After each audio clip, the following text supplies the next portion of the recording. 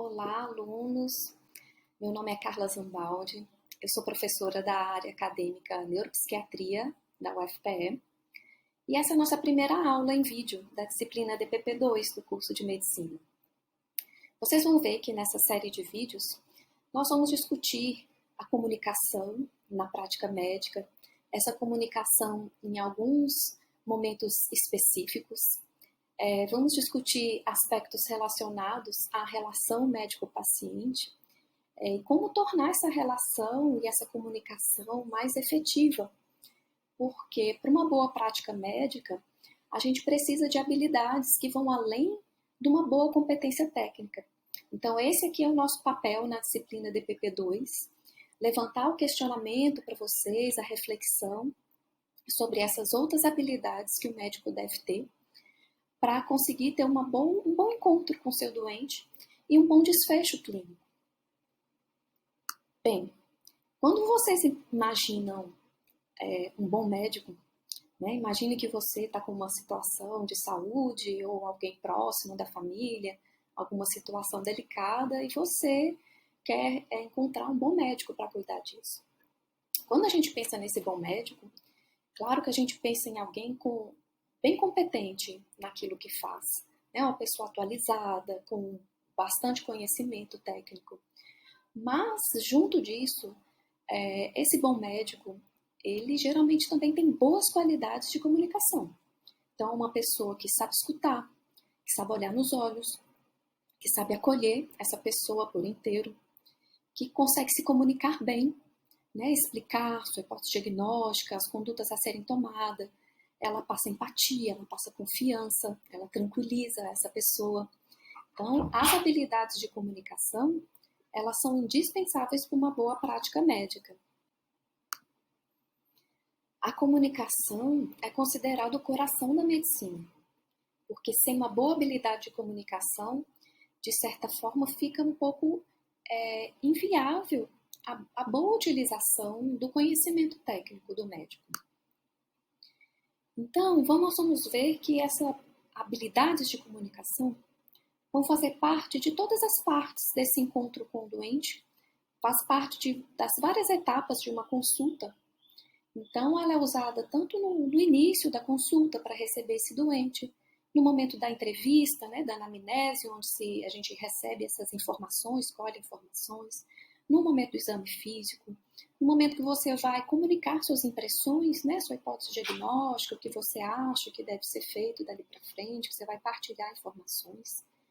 É usado também no momento de tomada de decisões e planejamento em conjunto com esse doente, e no momento também da finalização, de encerrar essa sessão. E essa habilidade de comunicação, né, nesse encontro com esse indivíduo doente, o uso da comunicação vai ajudar você a estar construindo uma relação. Porque ali, né, nesse encontro médico com o doente, não é um encontro simplesmente técnico, né, com alguém que quer comprar alguma coisa, encontra com o vendedor e você explica o que quer e o vendedor te mostra as opções e você escolhe e se encerrou. No encontro médico com o doente, é um encontro muito específico, num momento muito delicado de vida do indivíduo, que existe muita fragilidade, né, e geralmente muita mobilização emocional, medo. Então, esse encontro de médico com o doente não é simplesmente um encontro técnico, né? Ali se constrói um encontro humano, uma relação. Então, essa comunicação, essa habilidade de comunicação vai ser muito indispensável para se construir, então, essa relação, esse encontro humano, né, com seus vários aspectos que constituem, então, a relação médico-paciente. Ao iniciar a consulta, é importante que você se prepare previamente para esse encontro. Isso vai desde preparar o ambiente, né? Você ter uma sala em que seja possível a visibilidade, você vai ver o doente, né? Poder olhar de frente a frente para ele também vai poder te enxergar, que não tem obstruções nessa visibilidade entre você e o doente. Existe um mínimo de conforto, né, tanto para você quanto o doente possa se sentar, né, algum familiar também para sentar para esse encontro. E um mínimo também de intimidade, né, em que seja possível que a sala seja fechada, que não tenha outras pessoas circulando, onde que seja possível essa confidencialidade que faz parte desse encontro do médico com o doente.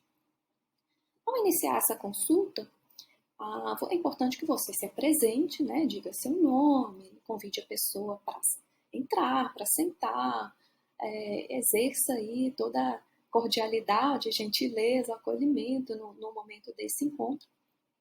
Se for necessário, também já nesse momento, você já pode enfatizar a confidencialidade que existe nesse encontro do médico com o doente. Na entrevista, quando ela é focada na pessoa, né, no doente, o momento da anamnese, dessa entrevista, se prioriza muito que o indivíduo, né, doente consiga expressar a sua história, né, a história daquele adoecimento, como começou, quais são os sinais, quais são os sintomas, e também quais são as suas principais preocupações, quais são os seus medos, o que ele veio realmente buscar ali, o que de fato é mais importante para ele naquela história. Isso difere um pouquinho quando essa entrevista é focada na doença ou no médico, que simplesmente quer recolher quais são os sinais, os sintomas, a história daquele adoecimento para se montar uma hipótese diagnóstica. Aqui, na entrevista, quando ela é focada no doente, centrada na pessoa, é muito importante que o médico use perguntas abertas para que o indivíduo se sinta mais à vontade a colocar a sua história, né? Coloque nas suas palavras, no seu entendimento, no seu modo de compreensão de como é que foi que acontecendo a história daquele adoecimento. As primeiras declarações do doente, é muito importante que você permita que ele conclua aquele raciocínio, né? Do que o fez chegar até ali, aquela consulta. Não interromper essas primeiras declarações do doente.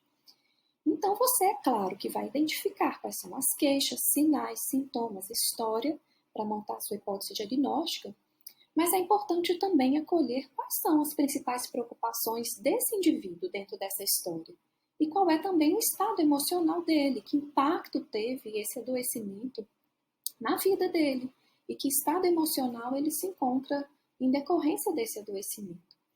É claro que se o indivíduo estiver desviando muito do assunto, né, já fugiu aí da história do adoecimento, foi para outros assuntos, ou uma prolixidade muito grande que está realmente comprometendo a efetividade dessa consulta, você pode redirecionar a fala dele, sempre com delicadeza, sempre com perguntas mais abertas, né, fazendo ele retornar àquele assunto da história do adoecimento. E se esse indivíduo tiver inúmeras queixas, coisas que você não vai conseguir abordar naquele encontro, você pode também ir determinando e negociando com ele quais são as prioridades a serem abordadas ali e que no momento posterior as outras queixas, as outras condições podem ser abordadas. Nessa entrevista, né, nessa anamnese, muito importante a gente ter a noção que quando a gente escuta alguém, esse escutar, esse ouvir alguém, não é uma atitude passiva. Quando a gente está escutando alguém, a gente está fazendo uma atividade mental muito intensa. Quando a gente escuta uma narrativa, a gente está prestando atenção naquelas palavras, naquela história, mas a gente também está fazendo uma série de conexões com coisas que a gente já sabe, com histórias que a gente escutou anteriormente, com coisas que a gente já viveu, nossas memórias, e ali, com conexão com o nosso próprio estado mental, que aquela história nos desperta. Então, vai existindo uma atividade mental intensa quando a gente escuta alguém. Nessa escuta, nessa acolhida dessa narrativa desse indivíduo, a gente presta atenção, então, nas palavras, na história que ele está contando. A gente presta atenção em todas essas conexões que nós vamos fazendo mentalmente. Nós vamos observando também a linguagem não verbal desse indivíduo. Como é seu tom de voz, como é sua expressão facial, sua postura, que tipo de palavras que ele escolhe para fazer aquela narrativa, né, a entonação que ele dá, o estado emocional que aparece no momento em que ele vai narrando aqueles fatos. E é muito importante para o médico ter uma postura muito aberta, muito livre de preconceitos e sem julgamentos. É muito comum a gente ver no dia a dia do médico uma impaciência, uma intolerância com as crenças que o indivíduo tem das causas do adoecimento, de como foi que aqueles sinais e sintomas foram aparecendo, a construção que esse indivíduo vai fazendo da história da própria doença. E é importante ter um pouquinho mais de abertura para acolher essa perspectiva do doente sobre o adoecimento. Porque é em cima dessa perspectiva, né, dessas crenças e dessas preocupações daquele indivíduo, que a gente vai ter que se comunicar e que a gente vai ter que modificar, que a gente vai ter que conduzir, propor condutas. Então é muito importante ter a abertura à história que o indivíduo está construindo sobre o adoecimento dele. Então a gente vai obter a perspectiva do doente também, quais são seus pontos de vista, suas crenças relativas à doença, que impacto o adoecimento teve na vida dele, reações emocionais, expectativas, medos que ele tem com relação a esse adoecimento. É importante mostrar assim, validação dessas preocupações, desses medos, mostrar apoio, mostrar respeito, mesmo quando ele tem crenças que não são compatíveis com a sua ou que não são compatíveis com a ciência, e mostrar parceria, então, dali para frente, de estarem juntos, construindo aí uma melhor condição de saúde. No exame físico, a comunicação também está presente, né? Porque todo procedimento você precisa explicar o que você quer fazer, né? Qual é o tipo de exame, pedir autorização a ele. Então, ali continua havendo comunicação, né? Não é algo que é feito em silêncio, né? Continua você me explicando e pedindo autorização ao indivíduo para você ir fazendo os procedimentos necessários para o exame físico. Posteriormente, passa-se para a comunicação de impressões. Então, você vai explicar para esse doente sua hipótese diagnóstica, condutas a serem tomadas. Essa comunicação das suas impressões, do tratamento a ser feito, ela precisa muito ser efetiva. Senão, você não vai conseguir fazer com que o doente tenha uma adesão à sua proposta de tratamento, ou que não tenha uma adesão correta daquela impressão da sua proposta de tratamento. Para essa comunicação ser efetiva, é muito importante que você esteja atento ao que esse doente realmente deseja saber. Quais são realmente as suas preocupações e seus medos. Porque você precisa abordar essas questões, que ele foi ali em busca dessas respostas.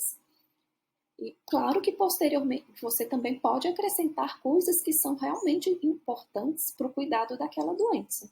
Mas não deixe de abordar as verdadeiras preocupações do doente, que muitas vezes não tem tanta relação, nem sempre coincidem as suas grandes preocupações com relação à doença que o indivíduo tem e quais são realmente as preocupações que esse doente tem com relação à doença dele. Não deixe de perceber o estado emocional que esse indivíduo está e também qual é a condição cognitiva dele, o tanto que ele tem de letramento em saúde, o quanto que ele sabe, né, de saúde, o tanto que ele sabe da própria doença que ele está apresentando. Porque é dentro desse estado emocional que ele está apresentando e dentro desse conhecimento que ele tem, cognitivo, que você vai ter que escolher a melhor linguagem para poder comunicar com ele. Porque precisa ser uma linguagem compreensível. Você vai ter que adequar essa sua forma de falar a depender da condição emocional e cognitiva do seu doente. Senão você não tem efetividade nessa comunicação. E é sempre importante nessa hora de explicar, você ir checando a compreensão. Pergunte se ele entendeu, pergunte se ele tem alguma dúvida. Faça um resumo, peça para ele repetir para você o que ele compreendeu. Então, existem alguns recursos para você conferindo se realmente ele está entendendo o que você está explicando. Sempre encorajar esse doente a fazer perguntas, né? Conseguir expor quais são realmente as suas dúvidas.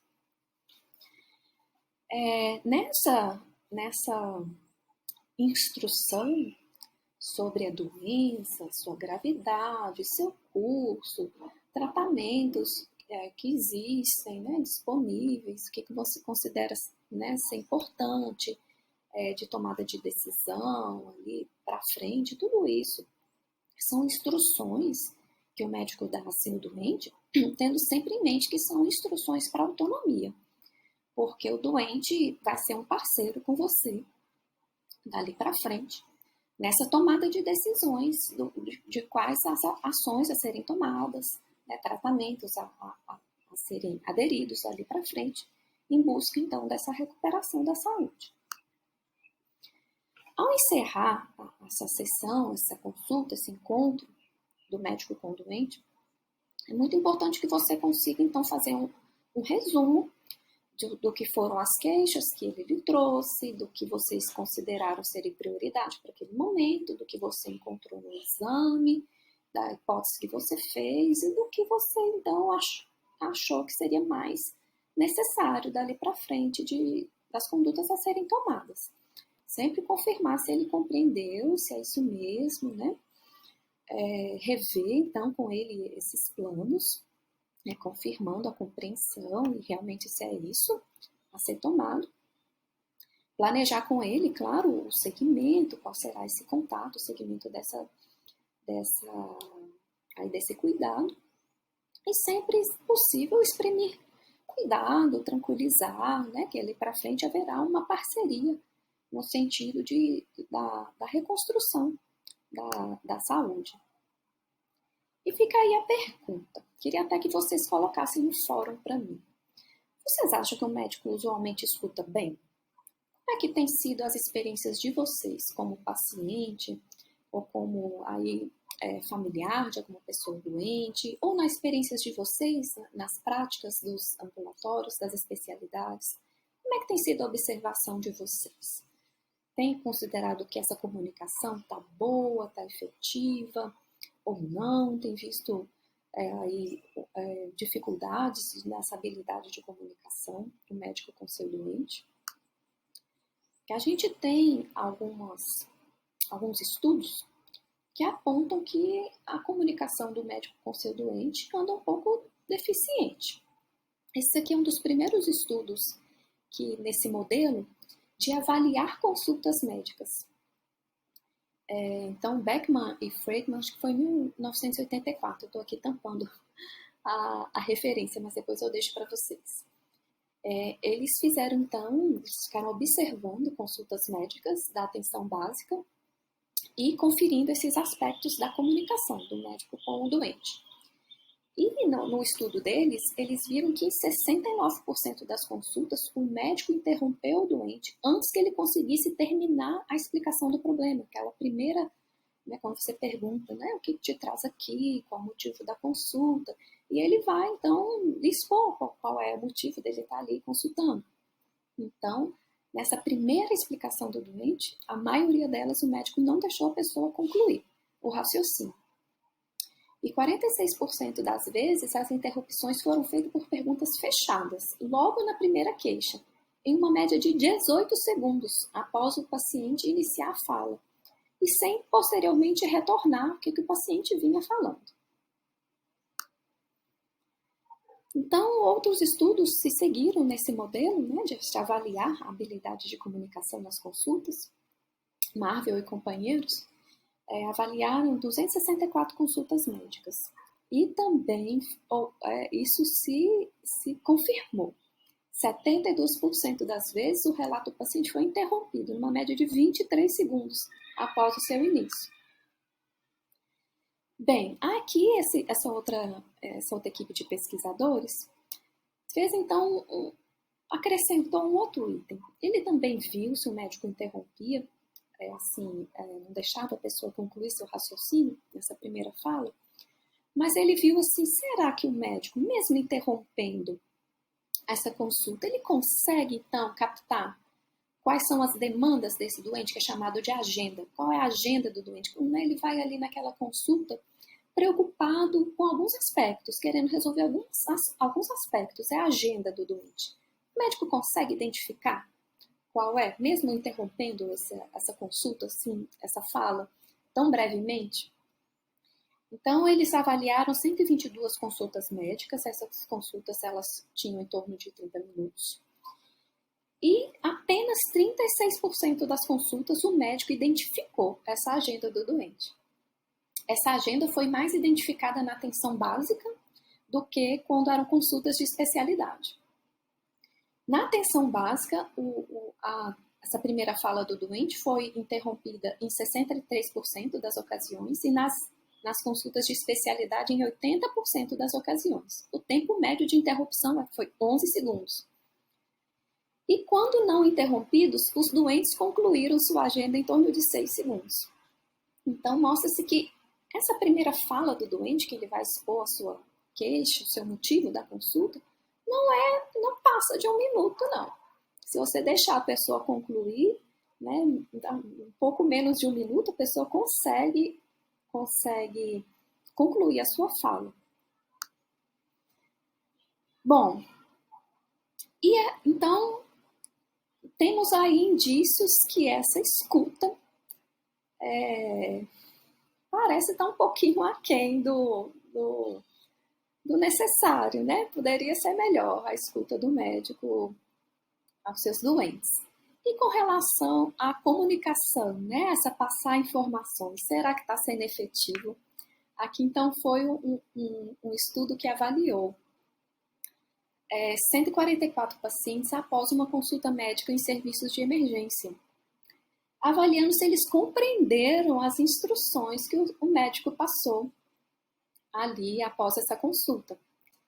E eles viram que 78% desses pacientes tiveram dificuldade de compreensão das instruções em pelo menos um domínio. Eram 4 domínios. Se ele compreendeu qual foi o diagnóstico, como foi que se deu aquele atendimento, os procedimentos que foram feitos, exames e como o médico chegou à conclusão daquele diagnóstico. Quais eram os cuidados que deveriam ser feitos após aquela consulta e como seria esse segmento, essa reavaliação. Então, a maioria não compreendeu bem essas instruções. Então, fica aí o alerta, né? Possivelmente, nós não temos assim uma comunicação tão boa. É claro que a habilidade de comunicação varia de pessoa para pessoa, uns têm mais facilidade, outros menos, né? Mas é algo que nós precisamos treinar. Que essa comunicação médico-paciente eficiente, ela é muito importante, tanto para a satisfação do doente, né? Ele sai muito mais satisfeito desse encontro, nessa consulta, quando tem uma comunicação boa, né? E existe uma melhor adesão ao tratamento, mudança de estilo de vida e até de desfecho clínico, quanto melhor for a habilidade de comunicação do médico. E muito menos possibilidade de erro médico. Né? Já devem ter ouvido falar que a falha de comunicação está aí fortemente implicada nas situações de erro médico. Bom, essa aqui é a frase de um conto de Franz Kafka chamado O Médico Rural, em que o médico declara, né? Escrever receitas é fácil, mas entender-se no resto com as pessoas é difícil. Bom, eu trouxe então aqui outras referências de sugestões de professores, pesquisadores, de como então melhorar, né? O que a gente precisaria treinar para ter uma comunicação melhor. Bem, a colega Sharon Dobie sugere que é muito importante para o médico que ele cultive assim, a presença, que ele realmente esteja ali, né, no momento daquele encontro, daquela consulta, com atenção, com autoconsciência, né, percebendo tanto a si mesmo, seus pensamentos, reações emocionais, sua postura ali diante daquele encontro. E é importante que se compreenda que esse encontro humano ele tem um impacto muito grande no outro. Então, a depender da qualidade dessa comunicação, desse encontro, né, ou da falha dele, aquilo vai impactar muito, especialmente numa pessoa doente, fragilizada. Entender que a comunicação é uma atividade médica, é uma habilidade indispensável para a prática médica efetiva e de qualidade. Exercitar as habilidades de comunicação nos diversos contextos clínicos e suas especificidades. A depender, né, do tipo de trabalho, de especialidade, essa habilidade de comunicação vai ter alguns detalhes especiais, né? Se você lida com crianças, se você lida com idoso, se vai ter só num contexto cirúrgico, tudo isso vai ter um pouco de variação, mas acho que todo tipo de trabalho médico, a comunicação é uma habilidade importante. Então, mais sugestões. Fique de frente para o seu paciente, não deixe de ter obstrução, né, de computador ou mobiliário.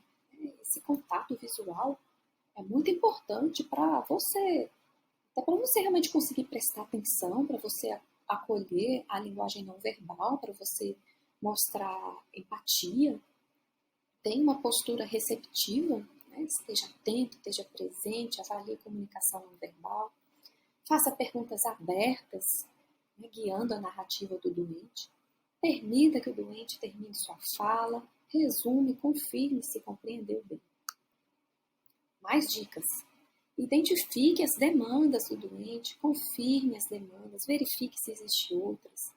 Forneça informações de forma clara, confirme a compreensão. Aconselhe e eduque o doente de acordo com seus objetivos e valores. Essa comunicação vai depender muito do que esse indivíduo quer, do que ele tem medo, do que ele se preocupa. Adeque sua fala à idade, à linguagem, à capacidade de compreensão, eduque para a autonomia. Que sugestões de frases para exprimir parceria? Vamos trabalhar juntos nisso, para dar suporte, eu vou ficar com você nessa questão. Para validar alguma emoção. Imagino como isso é frustrante para você. A maioria das pessoas na sua posição se sentiria da mesma maneira. Para abordar alguma emoção, você parece triste, você parece preocupado, ouvi dizer que você está irritado. Para exprimir desculpas, sinto muito por mantê-lo esperando. Para exprimir respeito, você trabalhou muito duro para tentar superar isso.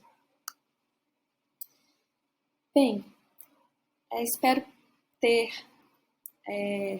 suscitado aí, então, essa atenção a esse aspecto da comunicação, que vocês passem a prestar um pouquinho mais de atenção na habilidade de vocês, nas práticas dos ambulatórios, como está a capacidade de ouvir, de comunicar, e deixo para vocês aí a sugestão da leitura desse artigo que está lá no nosso material de leitura, porque ele também resume bem as boas práticas para essa comunicação centrada no doente.